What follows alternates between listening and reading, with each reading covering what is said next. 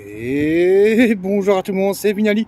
Et bien voilà, donc on se retrouve pour une présentation de la Tiger 900 GT Pro de 2023. Donc moto achetée neuve au mois d'août 2022, malgré que ce soit une 2023. Donc j'ai effectué 7700 km. Hop, on va voir ça sur le superbe écran TFT. Alors, c'est un truc, c'est que ça prend un temps dingue pour s'allumer ce machin. Donc là, voilà, c'est quand tu veux de l'autre. Ça prend du temps. Donc 7778 € km. Ouh, tout va bien. Donc moto que j'ai choisi en version trail routier et non plus en off-road, donc qui est la Rallye Pro. La grosse différence, c'est une jante de 19 et sur la Rallye Pro, c'est une jante de 21. Et surtout, tu as des sculptures plus prévues pour la route. Les pneus, ce sont les Tourance Next de chez Metzeler. Franchement, ça grippe bien sur le mouillé. Ça va super bien. Alors, j'ai pris quasiment toutes les options possibles imaginables. Donc, tu as les crash bars. Bon, les crash bars, c'est du JV. Hein. C'est pas du SW Motec ou lors de mode du Touratec. Valise, idem. Valise latérale et le gros top case. Donc, ça, c'est aussi du JV en fait. Tu as la grosse bulle que tu vois là. Ici, je l'ai fait exprès comme ça, que tu vois bien. La bulle haute, qui fait 14 cm en plus que l'épaisseur. Toujours en JV, mais ça, c'est en pièces complémentaires. Les phares, en fait, les halogènes sont d'origine sur la bécane, mais tu sais les déplacer sur les crash bars d'origine. Ça, c'est super bien fait. Donc, qu'est-ce que tu as d'origine là-dessus? Tu as le freinage couplé, l'ABS évidemment, la fourche Marzocchi qui est quand même franchement très très bien. Alors, elle est réglable en manuel. Là. Et par contre, quand tu es sur l'arrière, évidemment la mise au point, c'est pas top. Là, tu as un solénoïde qui te permet de régler, alors à l'arrêt, donc la hauteur de ta moto, donc de façon électronique. C'est très très bien fait, donc c'est soit seul, soit avec passager, alors soit avec bagage et passager et bagage. Donc ça remonte ta hauteur de caisse. Donc on est sur quelque chose de relativement. Alors c'est confort. Pourquoi? Tu as toutes les options possibles imaginables. Hein. Comment t'expliquer ça? Il y a des youtubeurs qui font ça bien mieux que moi. Moi je montre avec mes mots à moi. Donc tu as poignée chauffante, siège chauffant. Et tu as ici, on va le voir, aïe, tu as aussi à l'arrière, donc pour le passager, le siège chauffant. Donc moto qui délivre 95 chevaux. Alors ce qui est sympa, donc on retourne sur le TFT. T'as une grosse dalle, hein. Tu as vraiment une toute grosse dalle.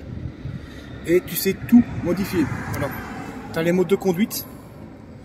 Ça prend toujours 3 tombes et demi. Voilà. Donc, tu sais tout modifier. Alors, tu pars carburant en bas, gérer follow plein tantôt, merci. Donc, tu sais mettre ta musique.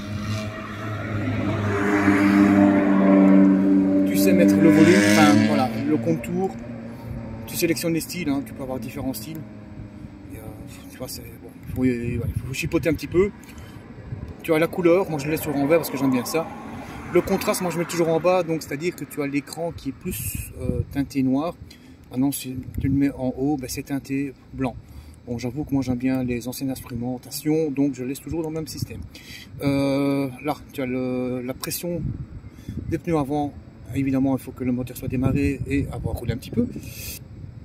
Consommation moyenne, là tu vois, côté 5,9 litres, mais 5,9 litres avec les bagages. Hein. Donc c'est-à-dire que la prise au vent de ces machins-là, c'est pas rien. Et top case et valise. Quand tu vois l'alignement des valises, faire attention en interfile.